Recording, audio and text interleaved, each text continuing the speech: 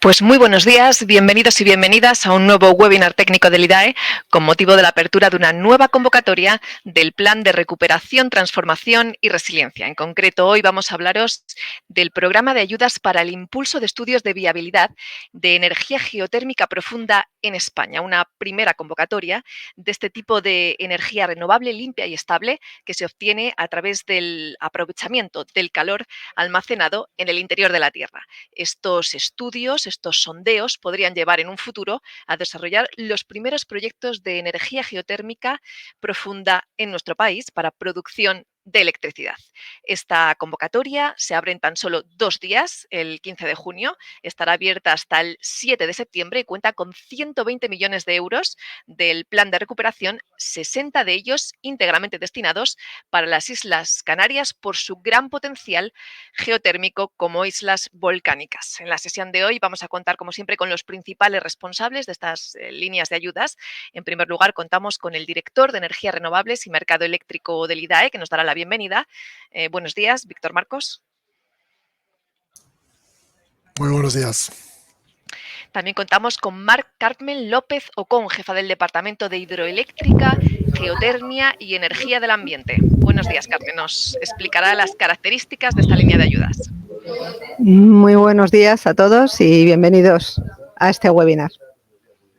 Y además, en el día de hoy tenemos la suerte de contar con nosotros con uno de los mayores expertos en geotermia de España, Celestino García de la Noceda, responsable de proyectos de investigación geotérmica en el Instituto Geológico y Minero de España, el IGME, quien nos explicará ese gran potencial de la energía geotérmica profunda en España.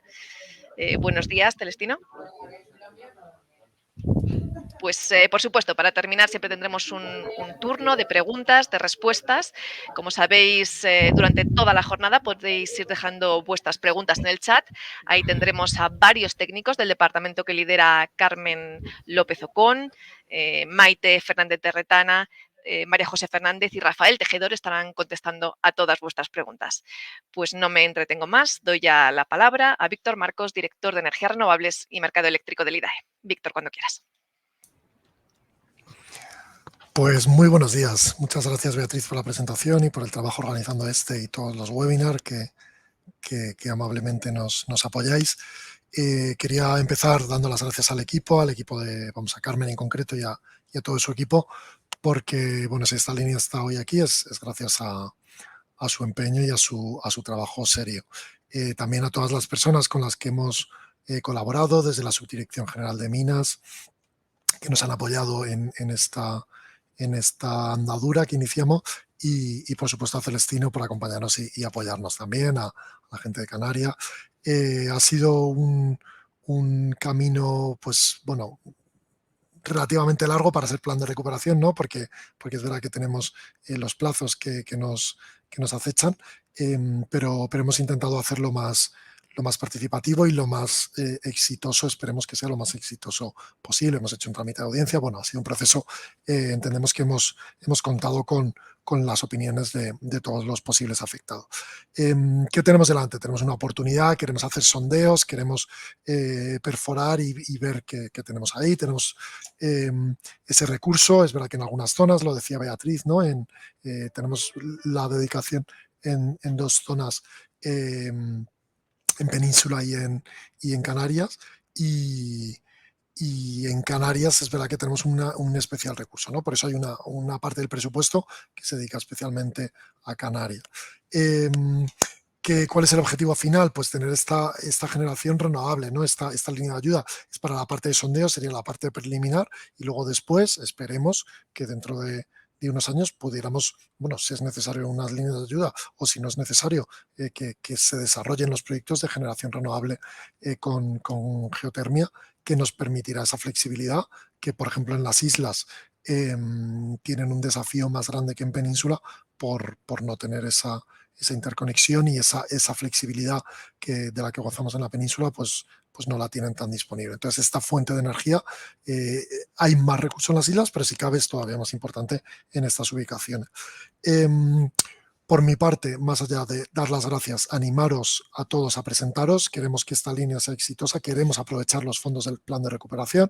Nosotros os hemos escuchado y hemos lanzado los trámites de audiencia y hemos hecho las reuniones pertinentes para intentar aprovechar al máximo estos fondos. Os necesitamos y por eso os vamos a contar hoy en detalle esta línea. Por mi parte, nada más. Os dejo en las mejores manos posibles. Muchas gracias y muy buenos días. Pues muchas gracias, Víctor. Pasamos ahora a darle la palabra a Celestino García de la Noceda, responsable de proyectos de investigación geotérmica en el IGME. Cuando quieras, Celestino, puedes compartirnos tu presentación. Buenos días. Ante todo, quería agradecer a la IDAE la oportunidad que me brinda para poder contar un poco la visión que tenemos desde el IGME, ahora actualmente dependiente del Consejo Superior de Investigaciones Científicas, pero con respecto a las posibilidades de la geotermia en España en general. Geotermia profunda que empezamos ya a investigar hace muchos años. Evidentemente, los trabajos de investigación han ido ofreciéndonos ciertos resultados y eso es lo que nos posibilita hoy a poder aprovechar ese recurso. Ya hace bastantes años, hacia el año 84-85, publicamos un pequeño folleto sobre la energía geotérmica en el cual hablábamos precisamente del potencial geotérmico que tenemos en España. Tenemos datos, tenemos elementos que nos permiten asegurar que hay recursos geotérmicos importantes en España. Y estamos hablando de esa geotermia profunda fundamentalmente porque es la que realmente se investigaba en ese tiempo. Y una reflexión del entonces director del IGME en esta publicación decía que a pesar de ese favorable contexto que tenemos en España para la geotermia, pues prácticamente es un tema anecdótico e incluso exótico hablar de su uso. Bueno, tenemos una gran oportunidad en estos momentos y realmente creo que es lo que podemos aprovechar. La geotermia clásica nos hablaba de cómo se localiza un yacimiento geotérmico. Necesitamos 3 elementos claves: un foco de calor, un almacén permeable por el cual circula un fluido y una cobertera, un cierre de ese almacén, de ese yacimiento. Realmente las condiciones en España las tenemos para que todo esto ocurra. Es decir, tenemos focos de calor distintos en función de las características geológicas fundamentalmente de cada uno de los entornos, pero en cualquier caso tenemos esa circunstancia favorable. Estamos en un país que no es rico en cantidad de agua subterránea, pero sí importante. Y en cualquier caso, ese agua calentada sí que nos permite que luego tengamos en superficie multitud de fuentes termales que son indicio de lo que tenemos. Y los cierres que nos produce la propia geotermia con su propia circulación y su calor. Pero no olvidemos que tenemos ahí una energía fundamentalmente de base, que la tenemos disponible 24 horas al día y durante todos los días del año. No necesitamos, como en otros casos, acudir al almacenamiento ni mucho menos. Y podemos regular esta fuente de energía. Necesitamos un foco de calor y no solamente tenemos que hablar de zonas volcánicas. No, señor. La tectónica del globo nos explica un poco cómo en otras zonas, aún no siendo volcánicas, podemos tener flujo de calor importante y, por lo tanto, una geotermia con gran desarrollo. En el mundo, digamos, podemos observar cómo los campos geotérmicos más importantes están localizados cerca de esas zonas tectónicamente activas que separan precisamente las grandes masas de lo que es, digamos, las grandes placas continentales. Y de hecho nosotros nos encontramos, en el caso peninsular, nos encontramos muy próximo a una de esas grandes fracturas del globo. Luego habrá que tenerlo en cuenta. En la geotermia convencional podemos hablar siempre de esas zonas volcánicas, fundamentalmente activas en el sentido geológico de la palabra. No estamos hablando de volcanes recientes, digamos, de hace 2 días, sino estamos hablando de un volcanismo activo que mantiene su calor. Pero también podemos estar hablando de áreas tectónicamente activas, o podemos incluso hablar de almacenes sedimentarios profundos que tienen agua caliente y por lo tanto recurso geotérmico. Si nos metiésemos digamos, en aspectos geológicos más detallados, utilizaríamos esa clasificación de MOEC o alguna de las similares que en estos momentos se utilizan, pero por usar un lenguaje más entendible, vamos a quedarnos con estos 3 contextos de la geotermia convencional. Y eso es lo que da el desarrollo a la geotermia en el mundo, con amplio desarrollo en muchas zonas y que en España puede tener posibilidades. Es verdad que las zonas geológicamente activas están delimitadas en unas zonas muy concretas del territorio que parece que tengamos un pacto con el demonio. Pero en cualquier caso, digamos, incluso en otras zonas podemos desarrollar la geotermia a través de lo que se ha dado en llamar los sistemas geotérmicos estimulados, esos que provenían de ese concepto de la roca caliente seca y que ha derivado en esos sistemas geotérmicos estimulados. Pero hoy en día incluso se habla de los sistemas geotérmicos avanzados, sistemas que ya, digamos, tratan de evitar la problemática que ha surgido con la geotermia estimulada. Y en ese sentido, pues bueno, desarrollos como el Eborloop y algunos otros, pues nos pueden hacer pensar en que la geotermia no solamente necesitamos un contexto geológico favorable, sino que además podemos aprovecharlo en muchísimas otras zonas y de hecho por ahí van los tiros a nivel de lo que hay en el mundo. Pero en nuestro país, hoy en día, y a partir de los estudios que ya se iniciaron en los años 70, tenemos un rico potencial para la geotermia. Es verdad que los mapas se han ido actualizando, que tenemos, digamos, mayor detalle en cuanto a cómo están repartidos estos recursos en nuestro territorio, pero que podemos tener recursos para generación de electricidad o de uso térmico incluso, o ambos combinados, en muchas zonas de nuestro territorio, tanto peninsular como insular. La geología, desde luego, nos da idea del contexto favorable para el desarrollo de la geotermia.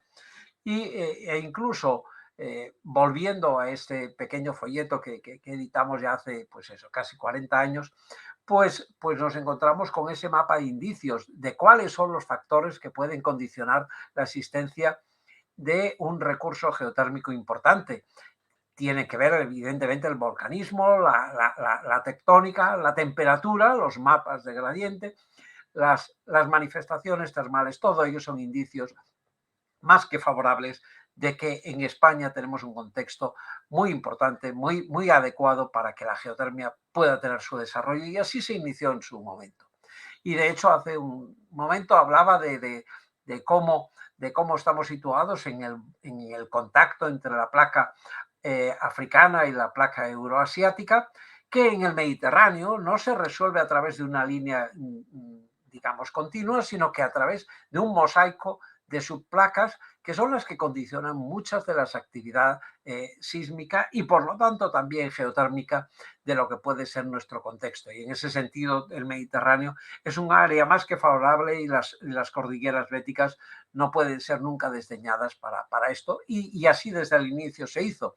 Y sin olvidar, evidentemente, que Canarias es un territorio volcánico y donde, evidentemente, el recurso geotérmico casi lo tenemos en superficie, en algunas zonas con anomalías más que significativas, muy elevadas de temperatura y que podemos aprovechar de forma favorable. Pero no olvidemos, hay muchas zonas en España donde se puede utilizar y, en principio, con las distintas tecnologías hoy en día existentes y que se pueden desarrollar, podemos localizar distintas zonas en España con posibilidades de aprovechamiento de recursos geotérmicos para la producción de electricidad y, lógicamente, los mapas editados por el IDAE en 2011 para el Plan de Energías Renovables último, pues nos lo demuestran, y con un detalle exhaustivo de las posibilidades tanto para uso directo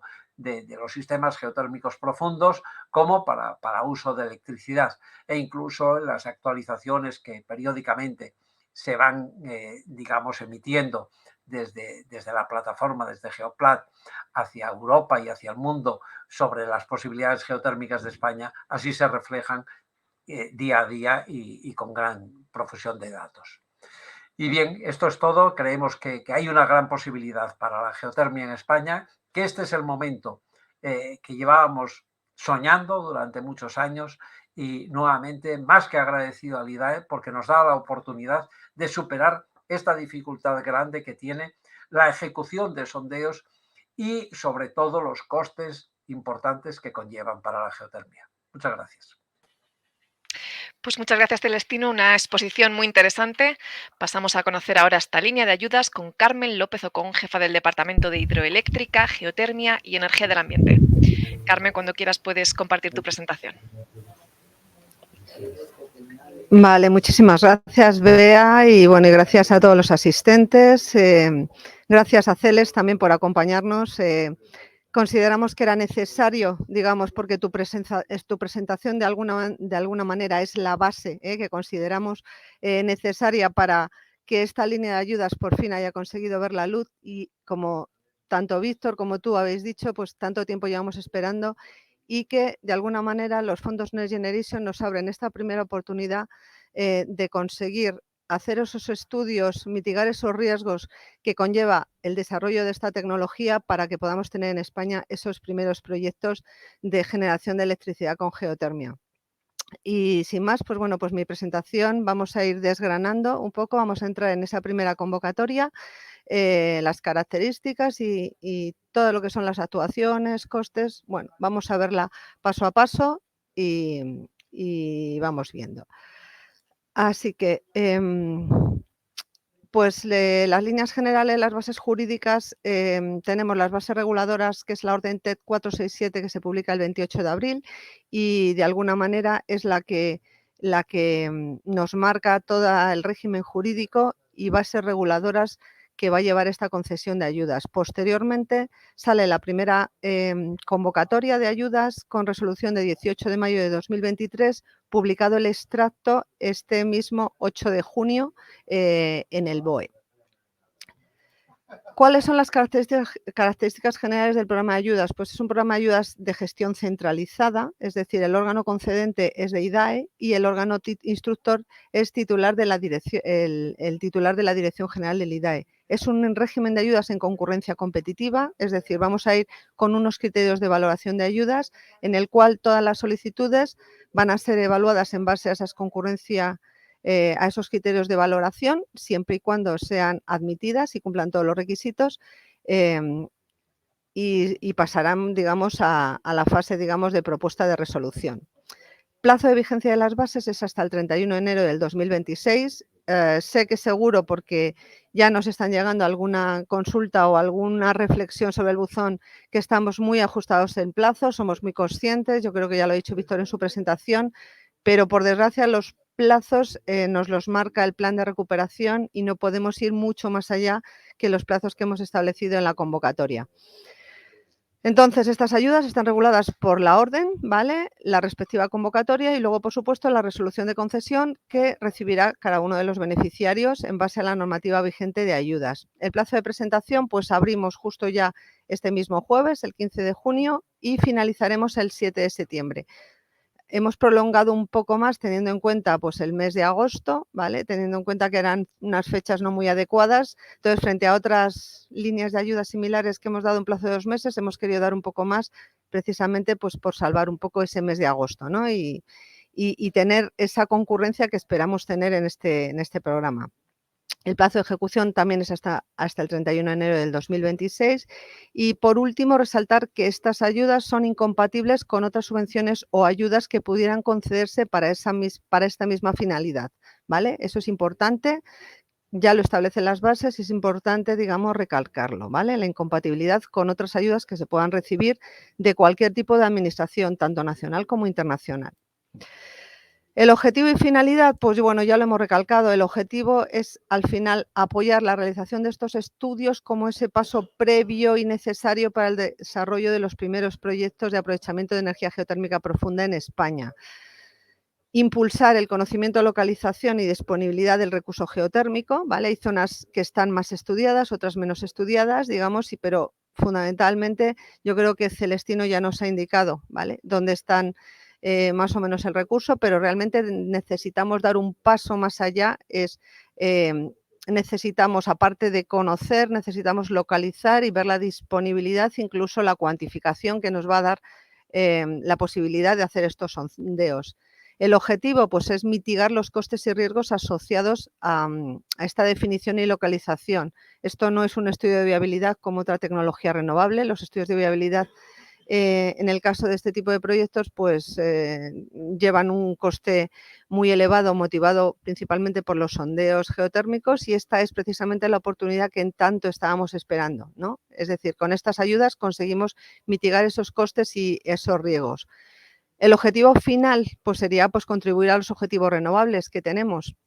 Sobre todo, el más importante para nosotros sería conseguir la generación de eléctrica, digamos, para temperaturas superiores a 100-120 grados, y si no se pudiera alcanzar, en otros casos, pues que ese recurso pudiera ser para usos térmicos directos, ¿vale? Pero en principio es verdad que nuestro objetivo sería buscar la generación de electricidad, que es lo que no tenemos. ¿Cuáles son los beneficiarios de estas ayudas? Pues los beneficiarios de estas ayudas va a ir dirigido a entidades con personalidad jurídica, pública o privada, y consorcios o agrupaciones empresariales de esas personas jurídicas, públicas o privadas, con o sin personalidad jurídica, ¿vale? Esto es importante. Los que ya nos seguís, si seguís la evolución de esta línea de ayudas, cuando salió información pública, pues ha habido cosas que han cambiado respecto a la información pública. Inicialmente no estaba previsto que fueran los consorcios o agrupaciones sin personalidad jurídica propia, pero bueno, dándole una vuelta después y en base, pues, a las aportaciones que hemos recibido, y tanto en el trámite de audiencia pública como de otras administraciones, pues al final queda reflejado, digamos, esa posibilidad de los consorcios sin personalidad jurídica que puedan entrar también como beneficiarios. ¿Qué se establece de especial, ¿vale?, dentro de los beneficiarios para esta línea de ayudas? Se va a exigir como requisito que las entidades beneficiarias, o al menos alguna de las que participen en el caso de ser el solicitante un consorcio, deberán ser solicitantes o titulares del dominio público minero, ¿vale? Se permitirán las dos cosas, o bien impulsores o participantes del concurso público. El objetivo al final es, pues, un poco los plazos, es decir, el que quiera entrar en esta línea de ayudas ya está trabajando en esto, ¿vale? Ya está situado, ¿vale? Podrá tener a lo mejor ya disponer del derecho minero, o estar en fase de solicitud, pero ya está, digamos, dentro de esta actividad, ¿vale? Porque si no, no llegaríamos en plazo, con lo cual, digamos, esto es importante a resaltar.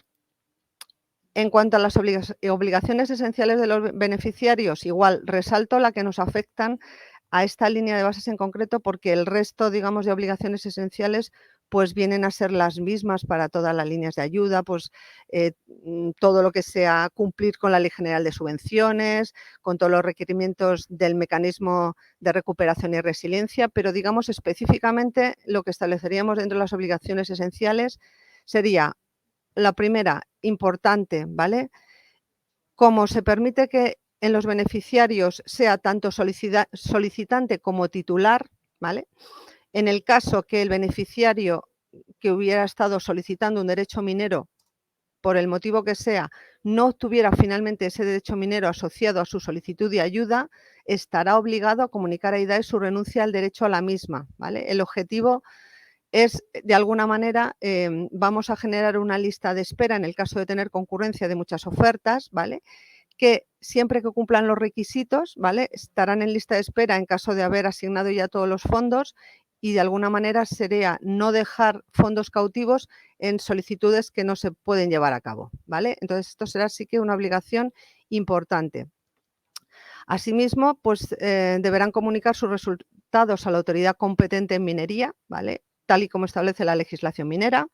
Y por otro lado, también el IGME podrá requerir a los beneficiarios que le comuniquen los datos geológicos y mineros obtenidos, ¿no?, como así ha venido haciendo a lo largo de su historia, incluso con la entrega de muestras o testigos que se hayan realizado en los sondeos concretos de cada estudio. Es importante también en este caso, también, sobre todo, por ejemplo, para la ejecución de los sondeos, garantizar el respeto al principio de DNSH, de No Significant Harm, que ya nos lo habréis oído en todas las líneas de ayuda, pero que en este caso pues también será importante y habrá que cumplir, digamos, con esas garantías, y luego todas las solicitudes de ayuda tendrán que hacerse un cuestionario de autoevaluación de garantizar el cumplimiento, ¿vale? Sabéis que lo exige el mecanismo de recuperación y debe cumplir con ello, ¿vale? Para eso, bueno, pues tendréis los modelos, tenemos la guía que ha hecho el propio Ministerio para la evaluación, o sea que, y cualquier duda, pues ya sabéis que siempre estaremos a vuestra disposición para aclarar. ¿Qué tipos de actuaciones subvencionables van a entrar? Pues van a ser todas las actuaciones subvencionables que se tengan que llevar a cabo para la realización del estudio, ¿no? Entonces, se contemplarán desde los estudios previos de recopilación de documentación existente. Bueno, como ha dicho Celestino, hay muchas zonas que ya están previamente estudiadas y que ya existe mucha información. Estos trabajos estarían incluidos como actuaciones subvencionables, pero y luego fundamentalmente pues los ensayos geológicos, geofísicos, geoquímicos y modelados, la elaboración del proyecto de sondeo de investigación ya cuando estamos en permiso de investigación, la ejecución de los sondeos, incluyendo todas las actividades de ejecución del sondeo hasta su terminación, las diagrafías, los ensayos, las pruebas de producción de los sondeos. También se considerarán elegibles las medidas medioambientales para garantizar el cumplimiento del principio DNSH y, por último, pues lo que es el documento final del estudio, ¿vale? Donde, de alguna manera, se concluya o se analicen los resultados obtenidos y se evalúe técnicamente el recurso geotérmico obtenido y a qué podría dar lugar si realmente lo que hemos obtenido en ese campo geotérmico estudiado pues es un recurso suficiente para poder plantear una planta de generación de electricidad, ¿vale? Todo esto, digamos, lo tenéis tanto en la orden de bases como en el anexo 1 de la convocatoria. Dentro de las actuaciones subvencionables tenemos unos requisitos a cumplir, ¿vale? Y esos requisitos a cumplir estaríamos hablando de que se exige la realización de al menos un sondeo profundo para el conocimiento, localización y evaluación del recurso geotérmico. Digamos que es el objetivo principal, ¿vale?, de los estudios. ¿Por qué? Porque ahora mismo tenemos los fondos y es la oportunidad de poder hacerlo. Es decir, ya no se trata de quedarnos en esa fase inicial de las exploraciones superficiales que hemos venido haciendo hasta ahora, sino ahora tenemos los recursos y de alguna manera por eso exigimos que al menos todas las solicitudes contemplen la realización de un sondeo profundo. ¿De cuánto? Pues como mínimo vamos a exigir 1000 metros para cada sondeo. Tendrán que, por supuesto, comunicar la fecha de inicio de cada sondeo, la localización exacta un mes antes, de alguna manera, para que nosotros podamos controlar dentro del mecanismo que podamos diseñar para hacer el seguimiento y control de todos los estudios que resulten finalmente beneficiarios. Debemos conocerlo con antelación y también deberán definirlo con antelación ese procedimiento de prueba de producción que harán a cada sondeo. El número máximo de sondeos subvencionables será de 3, ¿vale? No es limitante, ¿vale? Pero, digamos, para recibir ayuda será como máximo 3 sondeos. Desde el punto de vista de los costes subvencionables, pues los costes van a ser todos los que están asociados a las actuaciones que acabamos de ver para la realización del estudio de viabilidad.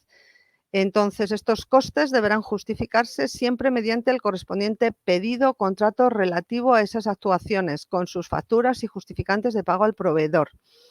Por tanto, esto es importante y lo recalco. ¿Por qué? Porque no se van a considerar costes elegibles los costes propios de personal, funcionamiento o gastos generales de la entidad solicitante o de las entidades que puedan formar ese consorcio, ¿vale? No se consideran costes elegibles. Los costes relativos a la ejecución de la actuación que hayan sido facturados con anterioridad a la fecha de registro de solicitud de ayuda, todo eso no entraría, solo van a entrar en el momento en que se registre la solicitud, los trabajos, digamos, o las actuaciones realizadas posteriormente. Por supuesto, eso ya sería común como el resto, las autorizaciones administrativas, licencias, terrenos, seguros o vigilancia, todo eso no son costes elegibles de cara, digamos, al cálculo de la ayuda. ¿Cómo vamos a calcular esos costes subvencionables? Pues esos costes subvencionables será la suma, el coste subvencionable total será la suma de los costes subvencionables de las distintas actuaciones que de cara a, digamos, esta convocatoria hemos agrupado como en 3 fases, ¿vale? Los estudios, ensayos que se realicen previos al sondeo, la fase propia de ejecución de sondeos, que sería la principal de estos estudios, y luego pues el resto de costes del estudio, ¿vale? Entonces, el coste subvencionable para el cálculo de la ayuda será el mínimo de el valor que nos salga de nuestros propios costes subvencionables totales frente al coste subvencionable máximo que establecemos o que fijamos para cada fase en la convocatoria, ¿vale? Que sería, para esa fase 1 de estudios previos, estaría fijado en 1,5 millones, para la ejecución de sondeos, perdón, sería 9 millones de euros por sondeo, ¿vale? Coste subvencionable máximo por sondeos, llegando a un máximo de 3 sondeos, como he dicho antes, y el resto de costes de estudio sería un coste máximo para esta fase de 300.000 euros, ¿de acuerdo? También un requisito que se establece dentro de la convocatoria es que el coste subvencionable mínimo, se establece un coste subvencionable mínimo de 1 millón de euros por estudio de viabilidad, ¿vale? O sea, inferiores no se admitirían o quedarían descartados, no serían admitidos. La intensidad máxima de ayuda a otorgar es un 50% y será intensidad máxima de ayuda, porque luego sí que vamos a tener un criterio de valoración económico en el cual se puntuará los solicitantes que oferten una reducción de ayuda respecto a ese máximo, que es el del 50%, que es el máximo que nos permite el Reglamento de Ayudas de Estado de la Comisión Europea en función del artículo por el que lo llevamos, que es el artículo 49 de ese REGEC. Y igual, por el Reglamento de Ayudas de Estado, la ayuda máxima que podemos percibir será 15 millones de euros por estudio y por empresa, ¿vale? Es decir, una empresa podrá recibir más de 15 millones de euros, sí, siempre que planteara varios estudios y esos estudios pues, fueran admitidos y obtuvieran, digamos, resolución definitiva favorable, ¿vale? Porque el límite son 15 millones de euros por estudio y por empresa. Respecto al presupuesto de la convocatoria, bueno, ya nos lo ha dicho Bea, contamos con un total de 120 millones de euros distribuido en 2 partidas presupuestarias diferentes dentro de lo que es el plan de recuperación, que sería dentro de la componente 7 de la inversión 2, que es exclusivamente para islas. Contamos con 60 millones de euros para la Comunidad Autónoma de Canarias, que además vamos a repartir inicialmente entre las siguientes islas: Gran Canaria, La Palma, Lanzarote y Tenerife, todas ellas con 15 millones de euros. Y luego 60 millones de euros para todo el territorio nacional, que en ese caso pues sería para la inversión 1 de la componente 7, que es para el despliegue de renovables, digamos, en el territorio español. Ese es el presupuesto, digamos, que tenemos en esta primera convocatoria. En cuanto a la documentación general a entregar, ¿vale? Pues lo tenemos definido en el artículo 14 de las bases reguladoras, todo lo que es tanto documentación general de la propia entidad solicitante o del consorcio, y luego primero documentación general, luego como documentación adicional en función del tipo de solicitante, y luego la documentación más técnica en concreto. Luego el anexo 2 de la convocatoria también vuelve a recalcar todos los documentos solicitados en base a la convocatoria, y el anexo 5 de la convocatoria es donde vamos a tener todos los modelos de declaración responsable. Es decir, todos estos documentos los vamos a tener en la sede electrónica del IDAE, ¿vale? En lo que es la página que ya tenemos habilitada de la línea de ayudas. De esta línea de ayuda vamos a encontrar todos los modelos en formato Word, digamos, descargable, para que facilitaros, digamos, el poder rellenar y luego poder preparar toda la documentación que tendréis que subir todo a través, digamos, de la propia sede electrónica. Tendremos aparte pues, el manual del usuario para solicitar la ayuda, digamos, dentro del propio tramitador, así como los distintos modelos que sean necesarios. Importante, ¿cómo se va a hacer la valoración y la selección de solicitudes? Habíamos dicho que era un proceso de concurrencia competitiva, entonces Inicialmente vamos a ir a una primera fase de preevaluación en el que lo que es el órgano instructor lo que hará es revisar todos los expedientes o solicitudes que se presenten y ver si cumplen los requisitos que exige la convocatoria. En caso de que no cumplan, pues habrá un plazo de subsanación y una vez recibido ese plazo de subsanación se publicaría una lista de admitidos excluidos, ¿vale?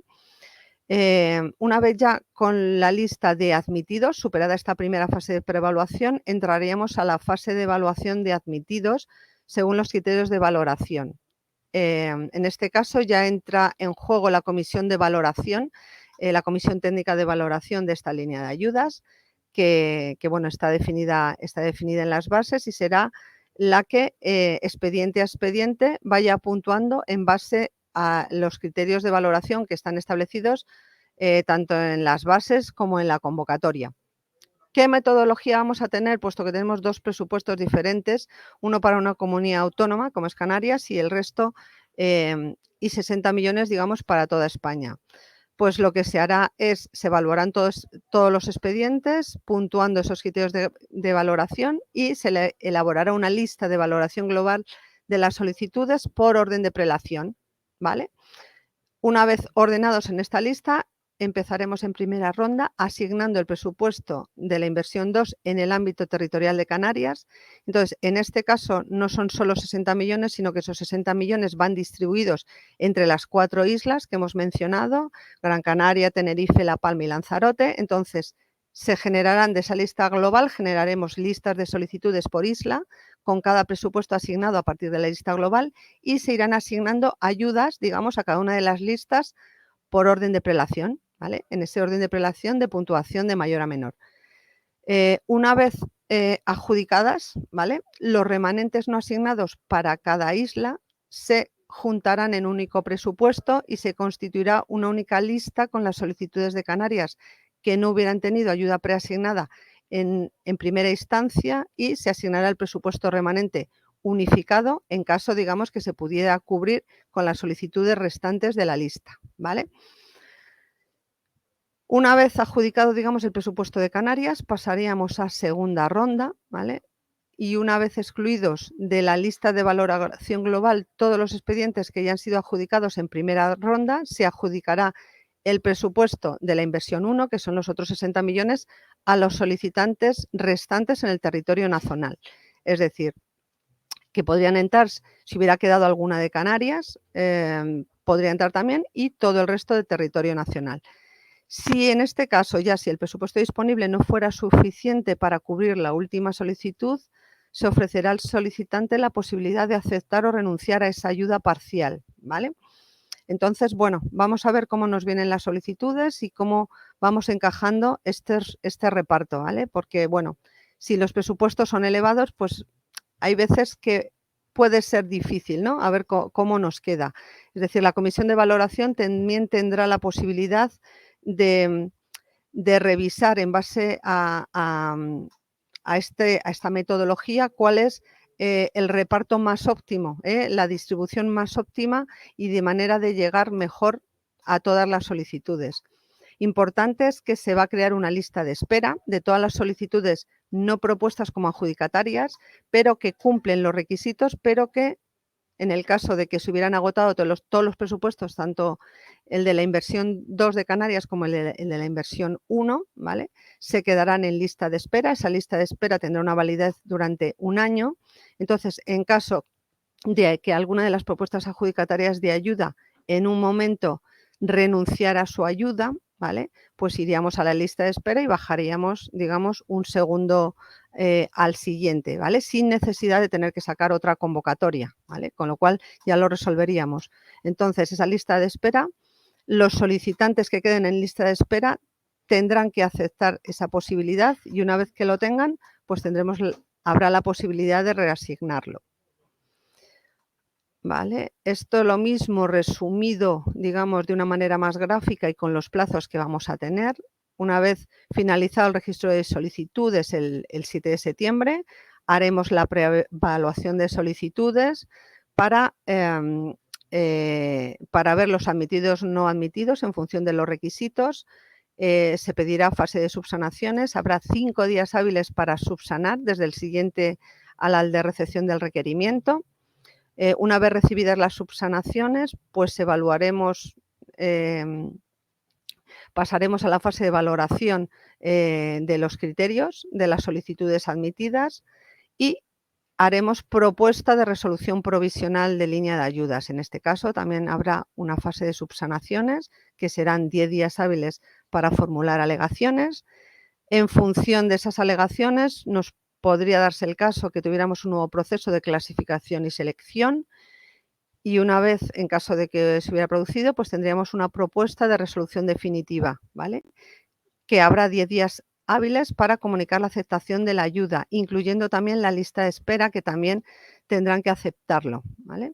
Luego, en caso de que hubiera renuncias o desistimientos, pues habría una reasignación de presupuesto, como decíamos, al crear esa lista de espera, que también habilitaría un plazo extraordinario de esos 10 días hábiles hasta la resolución definitiva total, ¿vale? Entonces, un poco esos son los plazos totales de ese proceso de valoración y selección de solicitudes.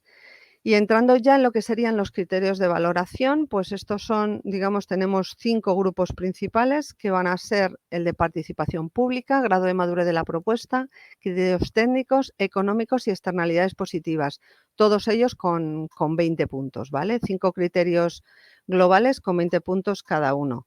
Si desgloso los más importantes, porque bueno, los criterios técnicos están basados un poco en el alcance del estudio, ¿vale? Donde se plantea el estudio, cómo sea la solvencia técnica. Los criterios económicos pues estarán igual basados sobre todo en la reducción sobre la ayuda máxima, que ese es un criterio totalmente objetivo y fácil de evaluar. Entonces, los más importantes o que más puedan resultar de su interés, pues serían los de participación pública o grado de madurez de propuesta y las externalidades positivas. Entonces, la participación pública, la convocatoria que establece, pues establece que se darán 20 puntos a las entidades que como mínimo lleven o a los participantes que lleven como mínimo a 2 entidades del sector público, siempre que al menos una sea un organismo público autonómico local ligado o relacionado con la investigación y estudio de la geotermia, ¿vale? De las 2 entidades, como mínimo 1. Habrá 15 puntos en el caso de que se presenten con un organismo público autonómico relacionado con la investigación y estudio de la geotermia profunda, y 10 puntos con la participación como mínimo de una entidad del sector público, ¿vale? En específico, o una comunidad de energías renovables o una comunidad ciudadana de energía. En cuanto al el grado de madurez de la propuesta, pues está relacionado en base, digamos, al avance, al mayor avance de la propuesta en relación con los derechos mineros, ¿vale? Entonces, puntuaremos de menor a mayor 5 puntos si el solicitante es titular de un permiso de exploración al entrar en vigor de la convocatoria, 10 puntos si ha solicitado un permiso de investigación o es impulsor o participante en un concurso de permisos de investigación, 15 si ya fuera titular de un permiso de investigación pero sin identificación del sondeo, y 20 puntos si la entidad solicitante ya hubiera presentado proyecto de investigación, ¿vale? Según nos define la legislación minera. Y desde el punto de vista de externalidades positivas tenemos 20 puntos, vamos a valorar o vamos a distribuir esos 20 puntos entre 3 aspectos más relevantes. Uno, que sería el impacto social, cadena de valor y de género, que sería 12 puntos. Entonces, en cuanto a impacto social, que será el que más puntos lleve, se valorará con criterios como el reto demográfico, zonas de reto demográfico, transición justa, y las zonas, digamos, ligadas, el impacto socioeconómico ligado a la erupción volcánica de la isla de La Palma y realización de los estudios en los territorios no peninsulares. Asimismo, pues el impacto sobre la cadena de valor pues se valorará con la información contenida en el plan estratégico presentado en la solicitud, que en este caso, pues dentro de los modelos que se encontrarán en la sede electrónica, pues también les dejaremos un modelo para el plan estratégico en donde se irán declarando pues la procedencia de la fabricación, de dónde provienen los equipos, los componentes, las principales instalaciones, ¿vale? El empleo que se pueda generar, etcétera. El impacto sobre la igualdad de género y importante también, aunque solo tenga 2 puntos, pero quiero recalcarlo porque es importante, ¿vale? Es importante para esta tecnología, un poco por lo que decía Celestino al principio, ¿vale? Por ese desconocimiento, ¿vale?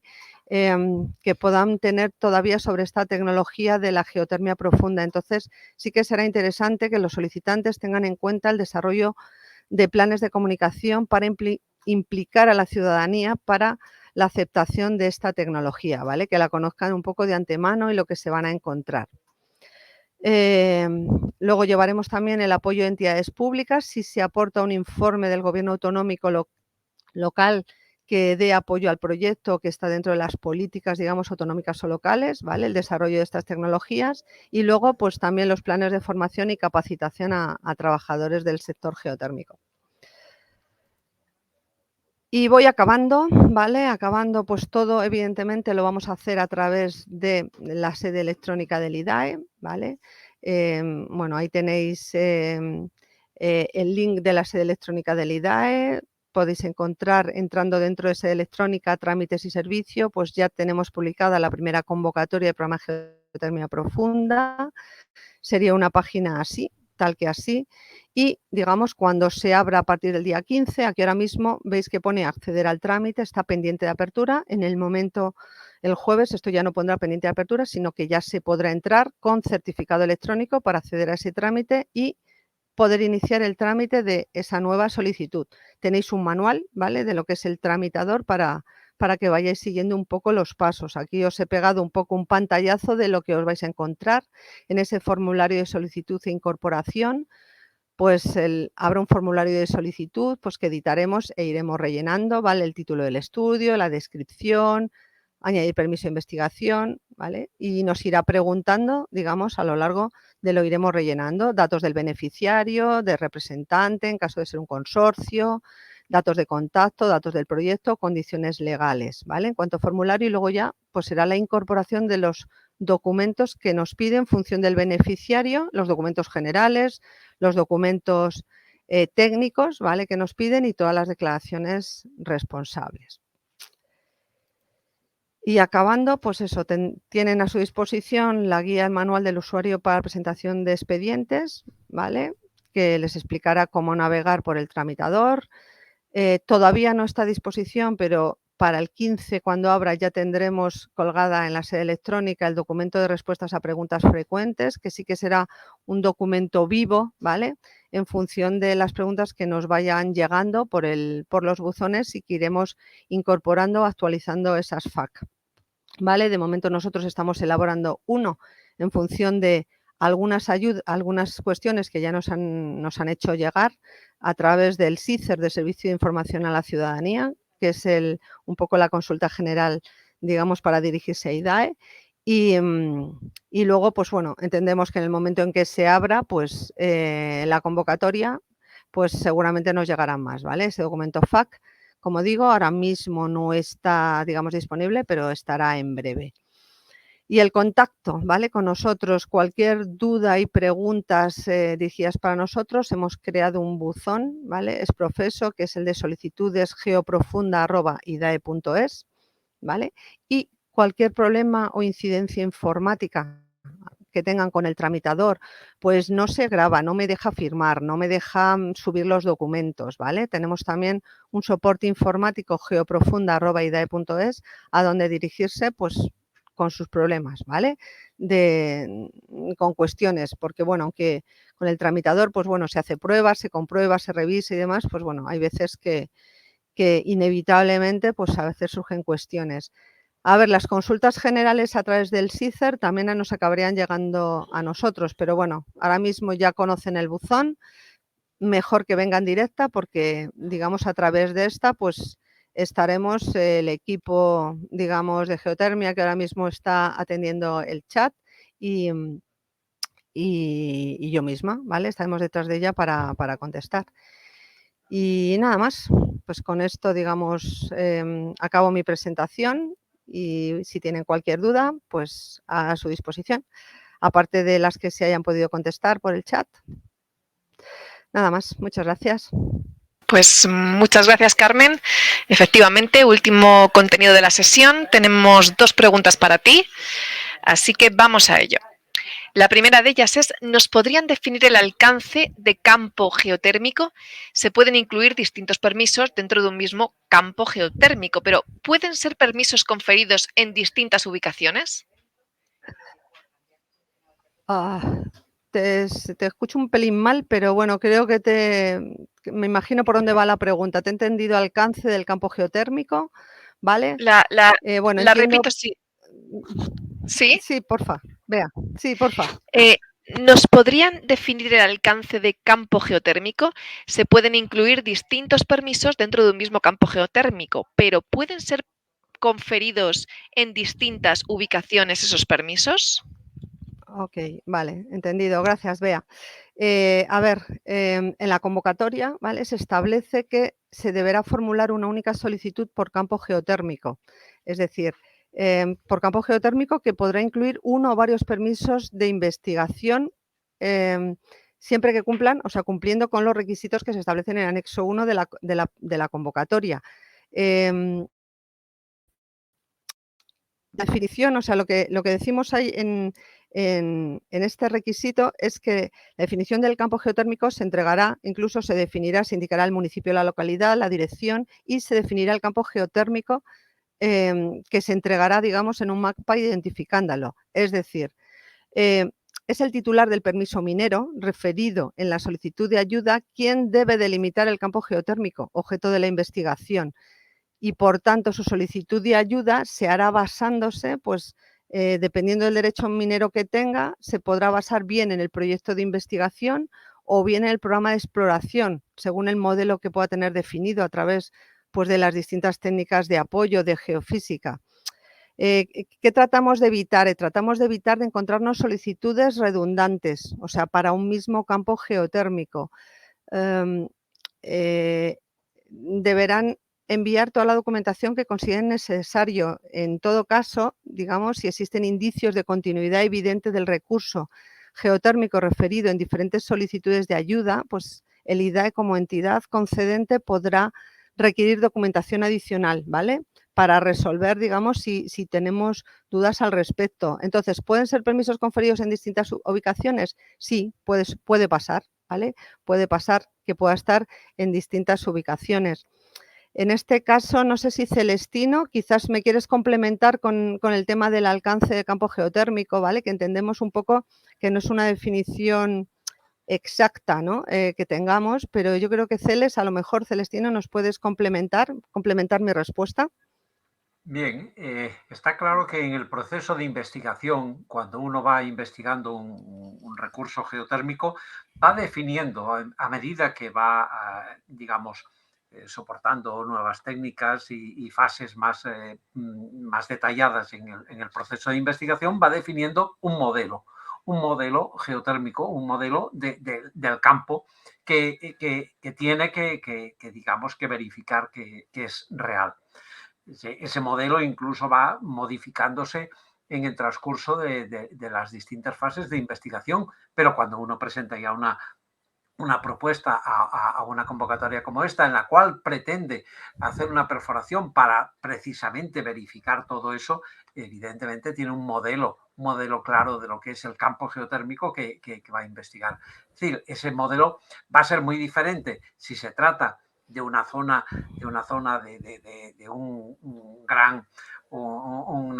gran cuenca sedimentaria en la cual evidentemente los datos que se tienen sobre ese campo, no hay sondeos de geotermia probablemente, pero sí habrá sondeos de hidrocarburos y geofísica hecha para la investigación de hidrocarburos que permiten delimitar ese campo geotérmico, y ese es el que se pretende investigar.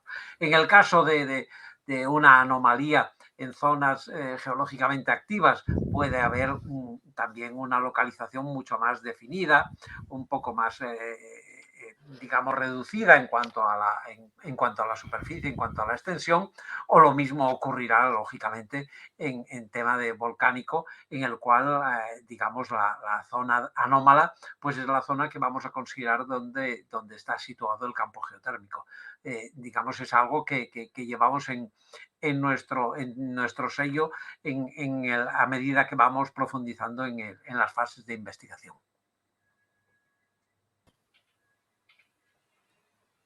¿Quieres añadir algo más, Carmen? No, perfecto, por mi parte, completo. Vale, pues yo creo. pasamos a la siguiente, también en principio es para ti. En el Vale. caso de una propuesta que inicialmente contemple la realización de varios sondeos, pero que finalmente solo se ejecute uno debido a los resultados de los estudios previos, ¿el proyecto seguiría siendo susceptible de recibir la ayuda? Vale, ok, es una buena pregunta, ¿vale? En el caso de que una propuesta, por ejemplo, inicialmente contemplase, es decir, en las bases o en la convocatoria lo que estamos poniendo es que el solicitante en el momento de la solicitud deberá indicar el número de sondeos que debe realizar, ¿vale? Entonces, imaginamos que pide que hacer 2 sondeos o que va a realizar 2 sondeos. Entonces, si debido, vamos a decir, a los resultados de los estudios previos o finalmente durante la ejecución, por ejemplo, del primer sondeo, pues hubiera motivos excepcionales o se produjeran causas excepcionales que no se podían prever al principio, en el momento de la solicitud, porque no se habían hecho, digamos, los ensayos necesarios o cosas que pudieran pasar, ¿vale?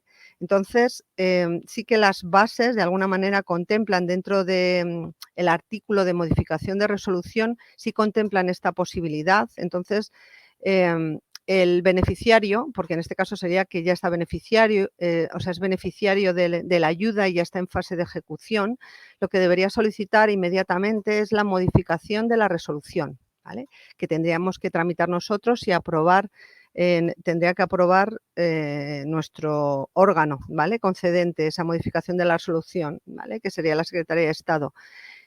Para ello sí que es necesario, ¿vale? Que eso esté debidamente justificado mediante un informe de verificación de un tercero independiente de reconocido prestigio que de alguna manera acredite que no se ha podido continuar y esa imposibilidad de poder continuar con lo que era la solicitud inicial que se había planteado.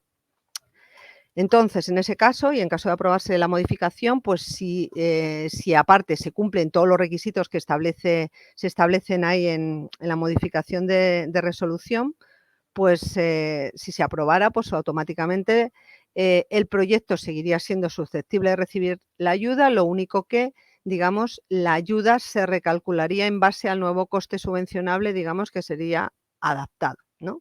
a esa situación. ¿Vale? Y ese sería, yo creo, un poco la respuesta, ¿vale? Sí que hemos contemplado, bueno, esa posibilidad, pero teniendo en cuenta eso, que tiene que estar debidamente acreditado, ¿vale? Ujú. Muy bien, Carmen. Pues tenemos una última pregunta, es para Celestino. ¿Las ayudas se delimitan al desarrollo de proyectos de geotermia convencional?